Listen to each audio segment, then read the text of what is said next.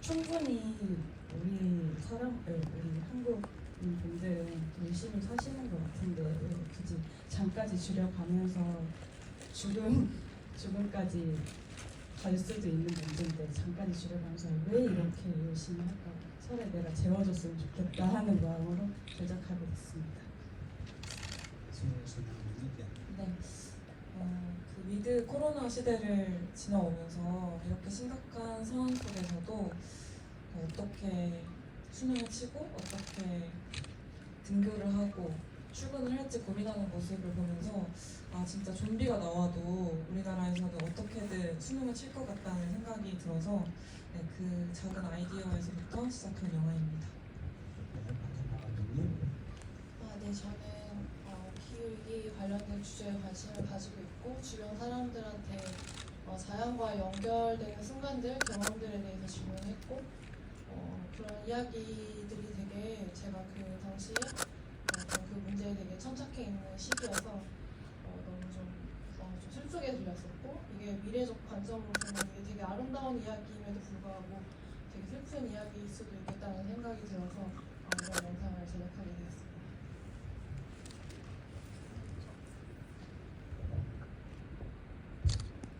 저는 그 혼자 강릉 여행을 갔다가 버스 정류장에서 제가 말도 하지 않았는데 제 목적지를 알고 있는 어떤 이상한 아저씨를 한번 만난 적이 있는데 그 아저씨를 만났던 게 맨 처음 출발이었고 그리고 그 당시에 또 결혼을 준비하고 있던 제 친구들이 여러 가지 어려움 겪는 모습을 보면서 그 친구들의 좀 새 출발을 응원하고 싶은 마음을 담아서 만들게 되었습니다. 네, 관객분들에게 질문을 넘겨보도록 하겠습니다. 손을 들어주시면 저기 뒤에 계신 관객분들 말씀하시면 되겠습니다.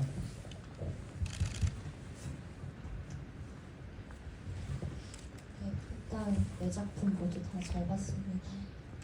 저는 수능을 치려면 김선민 감독님한테 질문 드리고 싶은데요.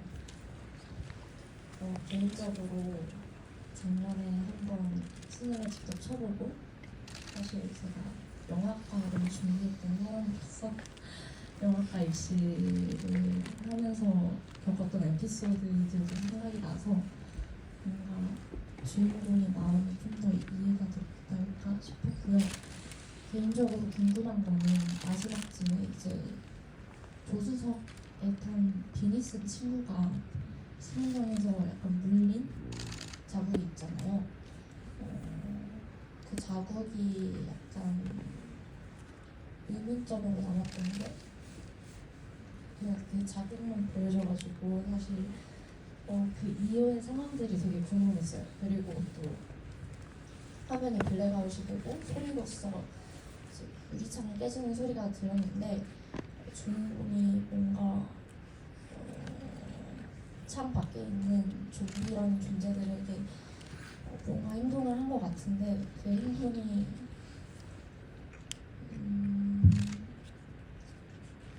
그 수능 시험장이라는 공간을 깨부수고 나간 것인가 하는 그런 궁금함이 있었어요. 엔딩에 대한 궁금증. 수능 치르시느라 정말 고생 많으셨고 우선 엔딩에 대해서는 이제 모자 쓴 친구가 여기 계신 은하 배우님이신데 수지가 손에 물린 것을 이제 자기는 먼저 알았겠지만 그래도 유리를 어떻게든 수능장으로 좀 보내주고 싶은 친구들이랑 같이 목적지로 가고 싶은 마음에 그렇게까지 무리해서 갔다고 저는 스스로 생각을 했고 그리고 사실 이제 블랙아웃 되고 나서의 상황은 좀 관객분들에게 맡기고 싶었지만 저랑 배우님들과 얘기를 나눴던 건 이제 유리는 이 일련의 사건들로 운전을 할 수 있는 능력이 생긴 거라고 생각을 해서 아마 교실 밖으로 나가서 봉고차의 열쇠를 키를 돌리고 친구들을 태우고 대피하지 않을까 이렇게 생각했었습니다. 네, 그러면 수능 안 보고 대표한 거는 재수를 하는 건가요? 네, 아마 그 다음 해에도 수능이 있었을 거니까 아마 재수를 하거나 아니면 다른 사람이 되었을 수도 있을 것 같아요. 네, 인물들에게 고통을 드리고 있습니다. 네, 또 질문 있으실까요? 네, 손 한번 다시 들어주시겠어요? 네, 선착순 세 분에게는 생각과자와 미술로드의 원두를 드릴 예정입니다.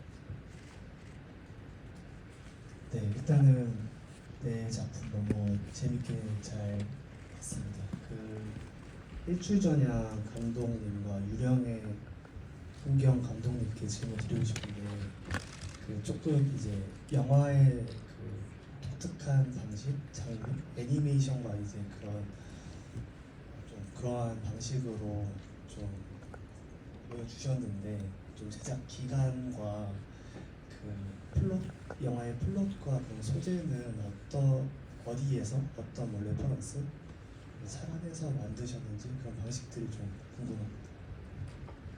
먼저 네. 제작 기간은 시나리오 기획 단계에는 6개월 정도 걸렸고요. 나머지 애니메이팅 작업이나 후반 작업, 음악 작업 합쳐서 6개월 정도 걸렸고 1년 정도 걸렸어요. 그리고 질문이 이 레퍼런스가 있었는지. 처음에 좀 분노의 마음으로 이제 기획을 하기 시작했는데 그냥 그 문제에 관해서 뉴스도 많이 찾아보고 논문도 있나 논문도 찾아보고 그냥 뉴스거리를 좀 많이 찾아봤던 것 같아요. 레퍼런스는 그 정도였던 것 같습니다. 네, 유령의 풍경 박한블러님도. 네, 저는 인터뷰를 원래 기후 관련한 어떤 지금 사실 인터뷰로 만든 다른 프로젝트가 있고요. 뭐 해녀 농사짓는분, 뭐 기상청 연구원, 뭐 신재생 에너지 연구원 등 이렇게 관련된 기후위기에 관련된 사람들에게 인터뷰를 했고 그 인터뷰 안에서 이제 자연과 연결된 순간, 그러니까 되게 사적인 순간을 질문했고 그 질문의 모음으로 만든 영상이고요.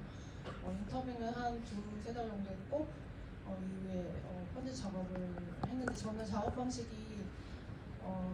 되게 일상적인 풍경 안에서 제가 느끼는 현재에 있지만 미래에 있는 풍경들이라고 느껴지는 순간들을 이제 수집한 것이고요. 그거를 배열하는 방식에 있어서 이제 이중적으로 보여줌으로써 그러니까 현재에 있는데 어떻게 미래를 이야기할 수 있을까 이런 질문을 많이 했고 그래서 현재가 보이면서도 미래를 볼 수 있는 그런 것들 때문에 겹쳐지는 이미지에 대해서 상상하고 실험을 해봤던 것 같고요. 대충 한 6개월 정도 기간 두고 작업을 해서 완성을 했고요. 네, 그래서 대부분 되게 어떤 처음부터 시나리오를 가지고 구성한 작업이 아니라 여러 가지 이미지와 정보들을 가지고 그것들을 다시 재조합하면서 그 안에서 가상적 이미지들도 가지고 오고 여러 가지 미래 인적 이미지들을 실험해봤던 것 같습니다. 그 안에서 이제 어떤 인물을 화자를 만들어서 하나의 맥락을 만들어서 어떤 영상을 정리했습니다. 네, 그럼 또 혹시 지금 현재 기후위기 위기의 현 시점을 조금 얘기해 주실 수 있을까요? 기후위기가 정말 심각한 건지 아니면 모두가 알고 있잖아요. 네, 한 번 더 얘기해 주시면 좋을 것 같습니다. 네, 알겠습니다. 네, 저는 제주도로 이주해서 살고 있고요. 원래 서울에 살았었고요. 근데 참 이번 이제 영화제를 계기로 되게 오랜만에 서울에 오면서 정말 사람이 많고 여기서 야생이나 자연을 찾기 참 어렵다. 아파트에서 나와서 주차장으로 가서 차를 타고 이동을 해서 또 사람들만 있는 공간들로 가고 이런 가운데서 어떻게 자연과 기후에 대해서 생각을 할 수 있을까 이런 질문들이 많이 들더라고요. 그래서 제가 뭐 기후 위기에 대해서 여러분들도 뭐 유튜브나 이런 데서 많이 뉴스나 이런 데서 많이 나오는 이런 이야기들이 있는데 그 이야기들 가운데서 이 일상 속에서의 어떤 감각들을 어떻게 찾아 나갈 수 있을까 이런 질문들을 계속 하게 되는 것 같아요. 왜냐면 그 이야기들은 너무 피로하잖아요. 그랬을 때 어떻게 그 연결 지점을 우리가 찾을 수 있을지에 대해서 같이 질문하고 싶고 저에게 그게 지금 현재 큰 화두입니다. 네, 파라벨 크리스마스 팀의 질문 드릴게요. 이 영화가 아빠와 딸에 대한 이야기인데 지금 강기루 배우와 김민규 배우가 어떻게 보면 동나이고 어떻게 보면 멜로로 읽힐 수도 있겠다라는 조심성이 있었을 것 같은데요. 그거에 대한 캐스팅 비하나 뭐 그리고 강기루 배우와 김은교 배우는 연기하시면서 어땠는지에 대한 이야기도 들어보도록 하겠습니다. 네, 저도 그 부분에 있어서 좀 고민을 많이 했던 게 아빠 캐릭터가 그 멜로처럼 느껴지거나 아니면은 또 둘이서만 외딴데 있는데 너무 위협적이고 무섭게 느껴질까봐 아빠 캐릭터에 대해서 고민을 많이 했는데 그리고 또 이 영교 캐릭터가 계속해서 그 관찰하게 되는 이 아빠가 굉장히 많은 그 주인공의 감정을 다 담아야 하는 인물이었어요. 뭐 원망의 대상이기도 하지만 사랑의 대상이기도 하고 되게 밉기도 하지만 또 미련할 만큼 어떤 그렇게 보이기도 하고 그래서 좀 복합적인 인물이어서 고민을 많이 하다가 강기루 배우가 그 이제 택시 기사를 하면 많은 부분이 해결될 수 있을 것 같다는 생각이 들어가지고 근데 또 연기적으로도 제가 나중에 봤을 때 그 연기적으로도 배우님께서 이렇게 많이 해주신 것 같아가지고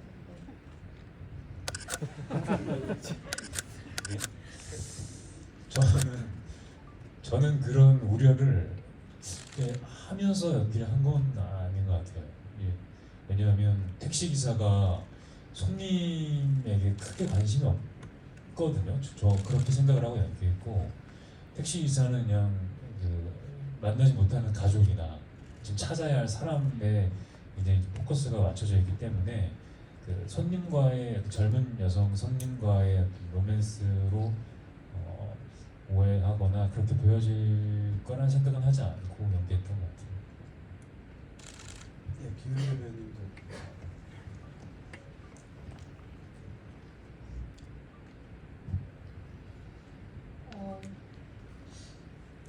시나리오를 보고 동년배가 아빠라는 얘기를 들었을 때 살짝 그런 생각을 같이 하긴 했었는데 현장에서 이제 같이 했었을 때 저도 이게 처음에는 택시 기사님으로 접하니까 그런 생각을 저도 별로 하지 않았던 것 같아요. 세 번 사신 강력분의 사람을 다시 들었어요?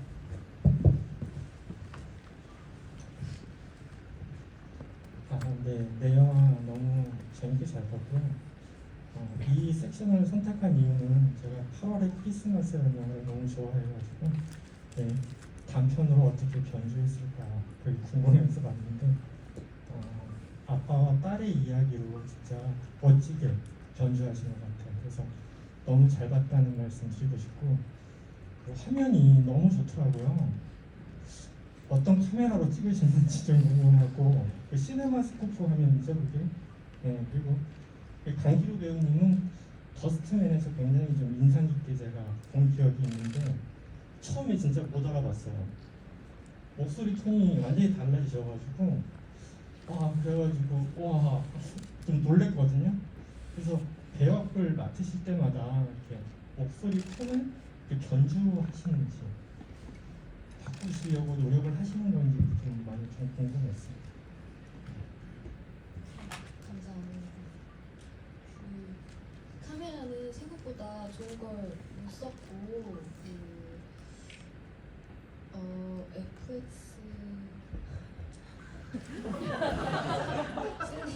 손이 FX6로 알고 있고 렌즈를 겨울에는 좀 좋은 걸 썼는데 제가 빈티지 어쩌고였는데 다음에 기회가 되면 플레임을 빈티지 어쩌고 그 렌즈는 좋은 렌즈라고 했고 근데 또 여름에는 또 다른 렌즈였어요. 그래서 여름과 겨울이 좀 달라도 괜찮겠다 해가지고 제가 할 수 있는 한도 내에서 좀 최적의 선택을 했던 것 같습니다. 감사합니다. 칭찬 감사합니다.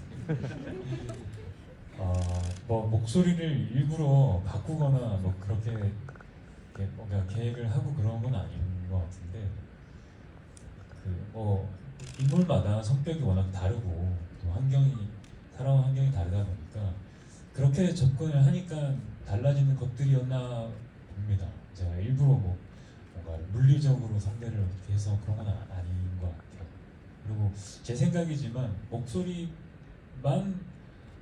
의 문제는 아니고 외형이나 어떤 텐션이나 이런 것들이 섞여서 아 목소리가 되게 달리 연기를 했구나라고 느끼시는 게 아닐까 그렇게 생각이 들어요. 네, 그만큼 연기를 잘했다라고 얘기 드릴 수 있을 것 같습니다. 네, 여기 마이크 좀 참고로 또 말씀드리자면 이게 로컬 시네마 공연이잖아요. 그리고 일출 장면은 충북 지역 영화로, 그리고 승용을 치려면은 대구 지역 영화로, 그리고 류영의 풍경은 제주, 그리고 8월의 크리스마스는 강릉의 영화로 인자를 올려드렸습니다. 질문 주세요. 8월의 크리스마스 감독님하고 팀들한테 여쭙고 싶은데요. 이 제목이 영어는 보니까 크리스마스 인 썸머더라고요.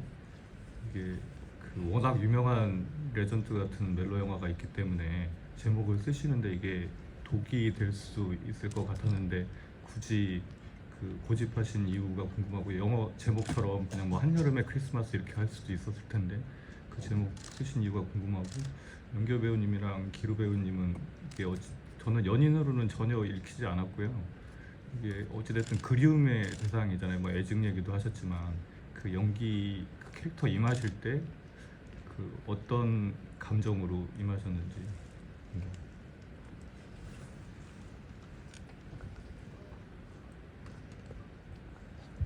그 8월의 크리스마스라는 제목이 가장 적합하다고 저는 생각을 했던 게, 여름에 아빠를 찾아서 여정을 떠난 주인공이 어떤 크리스마스 선물 같기도 하고 또 기적 같기도 하고 결혼 선물 같기도 하고 그런 좀 판타지 안에서 아빠를 마주하는 게 8월의 크리스마스라는 제목에 적합하겠다는 생각을 좀 했고, 그리고 독이 될 수도 있다는 말씀을 해주셨는데 실제로 그런 우려를 주변에서도 해주셨는데, 저는 오히려 8월의 크리스마스라는 제목을 하면 더 잘 기억해 주실 수 있지 않을까 하는 마음으로 좀 너무 좋은 명작이 기대어 갔고요.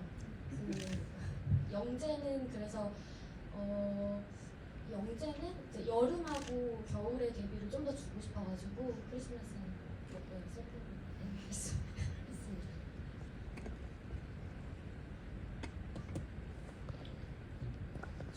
연기 준비를 어떻게 했는가 혹시 질문이 있거든요. 네네. 은수는 아빠를 굉장히 그리워하고 아빠를 찾으러 온 사람이었지만 어쨌든 중간에 이 사람이 아빠라는 걸 알게 되잖아요. 그래서 촬영을 할 때는 그 대본을 보거나 촬영을 할 때는 그때 그 순간의 감정을 제가 이렇게 겪어본 게 아니니까 많이 상상하려고 했던 것 같고, 그리고 아빠를 만나고 나서의 그 이 사람이 아빠라는 걸 알았을 때 그 감정을 생각했던 죄송해요. 은수의 그냥 그 그리움을 좀 많이 생각했던 것 같습니다. 네, 저는 그 택시 기사가 은수에게 어떤 그 아빠의 모습으로 기억되면 좋을까를 생각하면서 준비를 했던 것 같아요. 네, 그게 구체적으로 어떤 모습이어야 한다고 생각한 건 아니지만 촬영하는 내내 그런 생각들이 함께 했던 것 같고, 그리고 현장은 이제 사실 감독님과 굉장히 오랜 인연이에요. 아주 제가 연기를 거의 처음 할 때부터 알던 사이고, 그래서 처음에는 이 감독님의 작품에 큰 힘이 돼야겠다 라고 생각을 하고 촬영에 임했는데, 현장에서 그 영화에 보여지는 어떤 온도나 공간 이런 것들이 실제 춥기도 추웠고, 또 택시 안에서 미술이라고 해야 될까요? 그런 것들이 되게 제가 연기를 잘 할 수 있게 환경이 잘 만들어져서 저는 그냥 처음에는 어떤 잘 도와줘야겠다라고 생각을 하고 시작했지만 되려 배우에게 굉장히 따뜻하고 뭔가 안정감 있는 울타리를 쳐준 그런 현장이어서 연기 배우나 가온 감독에게 되게 도움을 받으면서 연기를 했던 것 같아요. 그래서 제가 이 캐릭터를 뭐 어떻게 해야겠다, 어떻게 표현해야겠다라고 생각한 계산보다 더 뭔가 그런 계산보다 영화에 잘 달라붙어 있는 인물이 완성이 된 것 같다는 생각에 저도 제가 되려 덕을 본 게 아닌가 그런 생각이 듭니다. 류현의 풍경 감독님한테 질문 드릴게요. 꼭 2080년도를 꼭 집어서 연출하셨잖아요. 네, 설명하셨잖아요. 그 이유가 조금 궁금합니다. 네, 제가 두 세대를 생각했었던 것 같고요. 그래서 저희 할아버지가 저희 나이 때의 풍경이 되게 낯설게 느껴졌던 기억이 있고, 또 그래서 이제 좀 고민하다 두 세대 이후의 풍경에 대해서 좀 화자를 설정하게 됐습니다. 신훈실 감독님과 배우분들에게 질문 드릴게요. 이 영화가 어쨌든 작은 봉고차 안에서 많은 배우들이 우격다짐하고 그리고 어떤 배우들의 케미로서 이야기가 흘러가잖아요. 그러면서 어떤 현장이 되게 아름다웠을 것 같기도 하고 또 싸우기도 많이 싸웠을 것 같기도 한데 그런 어떤 캐스팅 기하나 그리고 연기적으로 애드립 과정이라든지 에피소드가 하나씩 있다면 이야기해 주시면 좋을 것 같습니다.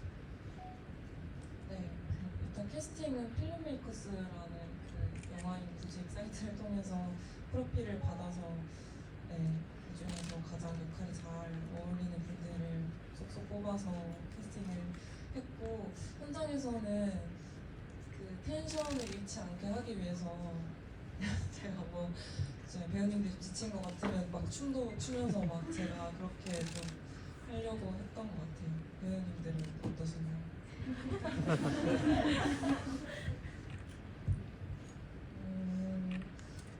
5명이 다 또래 친구들이고 같은 고민을 갖고 있고 같은 꿈을 가진 친구들이어서 되게 빠르게 친해진 것 같고요. 리딩이 되게 여러 번 했었어요. 그래서 리딩 현장에서 대본에 맞춰서 애드립도 다 해놔서 촬영 때는 리딩 때 했던 것 그대로 했던 것 같습니다.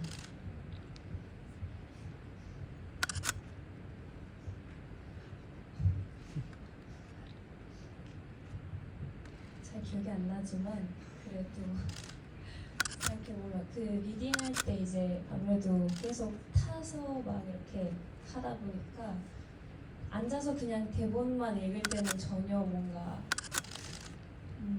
저도 신나지가 않다 해야 되나? 약간 그랬던 것 같은데 이제 의자를 이렇게 두고 봉고차 타는 대형으로 해가지고 막 대사 다 외워와서 한 3번째 리딩 때부터 그렇게 하니까 막 저희도 되게 재밌어지는 거예요. 그래서 역시 일단 대사를 다 외우고 몸을 움직여 봐야 아는구나 이런 생각이 들었고, 현장에서 에피소드는 일단 그 감독님께서 Everything 그 뭐지? 오랜만인가? 그 영화 촬영장에서도 막 스피커 틀어놓고 배우들이 막 춤추고 노래했다고 그거를 이제 오마주해서 저희를 도와주셨던 것 같고,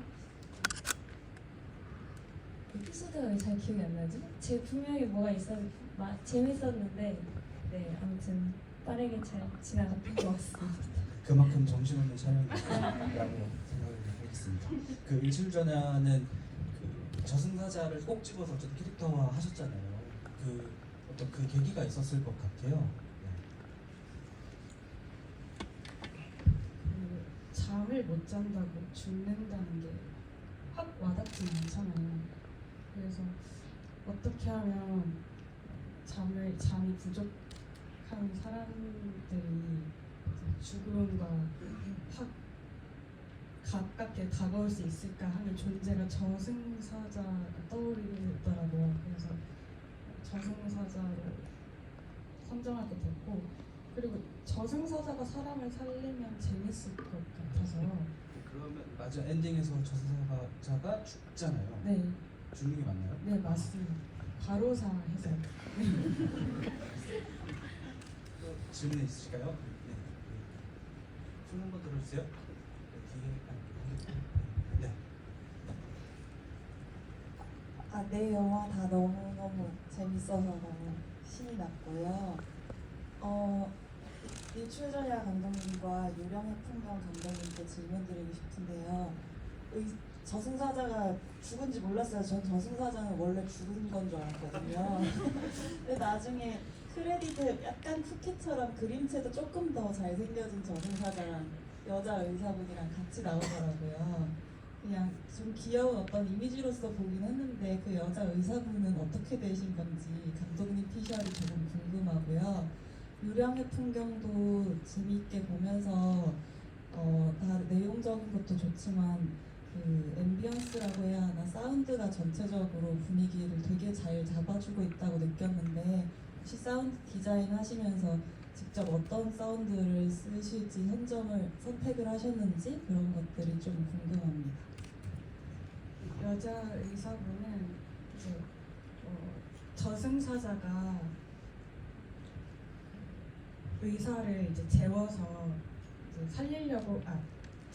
일단 살리려고 했는데 의사가 잠드니까 이제 의사한테 치료받을 환자들이 죽는 거예요. 그래서 더 많은 사람들이 죽네 해서 저승사자가 그 공시생 방에서 훔쳐온 에너지 드링크를 의사한테 먹여서 일단 깨웠어요. 깨우고 깨웠으니까 이제 잠이 부족한 게 더 축적될 거 아니에요. 그래서 나중에 죽었어요. 그래서 이제 저승에 자기를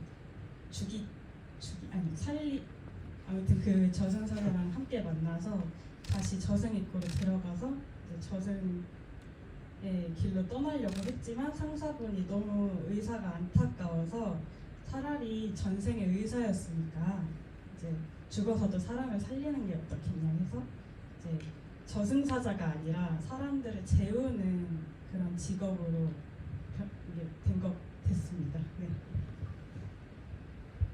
저는 사운드는 전체적인 거는 제가 그냥 실험하면서 만들어서 냈다고 하고요.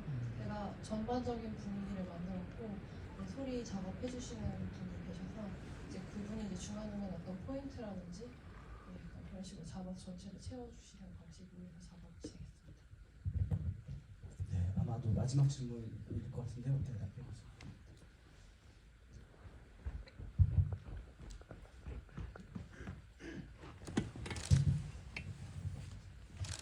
짧은 질문인데요. 수련 출연한 배우분들의 사투리 구사가 인상적이었는데 원래 사투리 구사를 하는지 아니면 이 영화를 위해 배우신 건지 궁금했습니다.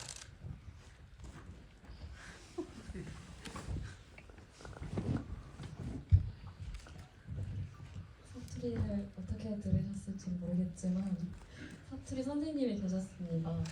미술 감독님이 저희를 다 1대1로 사투리 대사 한 줄 한 줄 녹음해서 중국어 성조 표시 마냥 사투리 억양 표시를 다 해주셔서 열심히 즐겁게 배웠던 기억이 납니다. 네, 그 또 대구에 계셔가지고 줌으로 한 4시간, 3-4시간씩 근데 또 미술 감독님께서 되게 지치지 않으시고 좀 진심으로 하셔가지고 되게 저희는 너무 좋았죠. 새로운 사투리를 배우니까 네, 최선을 다했습니다. 근데 그 중에 5명 중에 1명은 진짜 대구 배우분이세요. 어떤 분? 누군 것 같아요.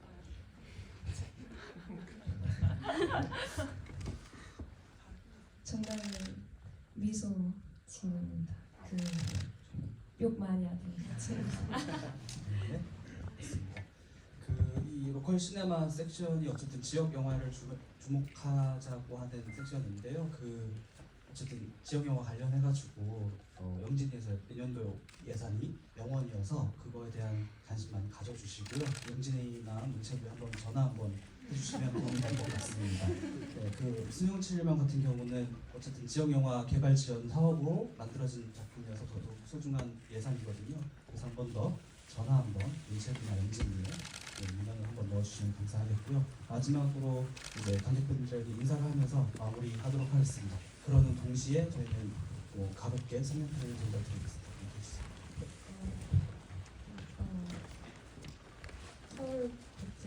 서울 정립영화제 상영이 돼서 너무 영광이고 제가 차기작을 제작하고 있는데 도깨비는 찰나를 본다라는 작품이거든요.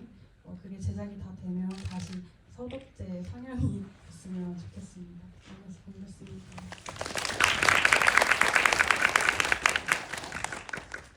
수능을 치려면에 아이들은 아마 인서울을 못했겠지만 수능을 치려면은 서울독립영화제를 해서 기쁩니다. 오늘 이렇게 주말 밤에 와주셔서 감사합니다.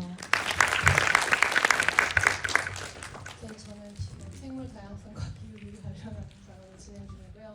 어쨌든 모두 함께하는 마음이 중요할 것 같습니다. 오늘 와주셔서 감사합니다. 이 8월의 크리스마스가 강릉국제영화제 제작 지원을 받아가지고 시작할 수 있게 된 영화였는데 다 만들고 나니까 강릉영화제가 없어져서 감사 인사를 좀 전할 데가 없는데 이렇게 로컬 시네마에서라도 상영하게 되어서 너무 기쁘고요. 오늘 아마 올해 마지막 상영일 것 같아가지고 제가 영화 찍을 때마다 막 후원해주고 이러는 옛날 대학 친구들도 있고 배우님도 있고 그런데 되게 소중한 사람들 오늘 다 초대했는데 이렇게 보여드릴 수 있어서 너무 기뻤습니다. 일요일 귀한 시간에 와주셔서 정말 감사합니다. 배우분 좀 인사하셔야죠. 독립영화를 통해서 관객분들을 만날 수 있는 시간이 되게 소중한데 8월에 정동진 독립영화제를 시작으로 12월 서울독립영화제까지 올 수 있어서 너무 소중한 시간이었습니다. 시간 내어주셔서 감사합니다. 네, 이렇게 한국 영화가 힘들다는 와중에 매진을 시키시는 관객분들 너무 존경스럽고 감사드리고요. 앞으로도 저도 독립영화를 정말 좋아하는 한 사람으로서 이렇게 좋은 영화가 만들어졌다고 하면 같이 보러 가고 또 좋은 영화를 같이 만드는 배우가 되도록 하겠습니다. 감사합니다. 정말 귀한 시간 내서 보러 와주셔서 너무 감사드리고요. 사실 강릉영화제가 없어져서 뭐 이런 식으로 크고 작은 영화제들이만 만들었다 없어졌다 이렇게도 되는데 영화제라는 게 아니면 사실 독립영화들이 상영될 기회를 갖는 것이 되게 어려운 것 같아요. 그래서 모더레이터님께서 말씀해 주신 것처럼 이렇게 영화를 함께 잘 지켜나갔으면 좋겠어요. 오늘 와주셔서 너무 감사드립니다. 네, 늦은 시간까지 자리해 주셔서 감사드리고요. 내일 월요일이니까 오전에 영진이 문체부 다 전화해서 해주십시오. 같이 영화를 살려보도록 합시다. 고맙습니다. 아까 얘기했던 것처럼 지역영화 기획개발 제작지원 사업과 지역영화 네트워크 활성화 사업이 있고요. 또 얘기해 주신 것처럼 지역영화 국내외 영화제 예산도 30%다 삭감된 상황이에요. 그래서 아까 얘기하신 것처럼 월요일 아침 문체부와 영진이에 전화를 한번 해보시면 더 좋을 것 같습니다. 네, 오늘 늦은 시간까지 이렇게 같이 해주셔서 감사하고요. 네, 인사드리면서 마무리하겠습니다. 감사합니다. 투표하시는 곳 앞에 이제 엽서를 붙여둬가지고 혹시 원하시는 분들 계시면 가져가서 기념품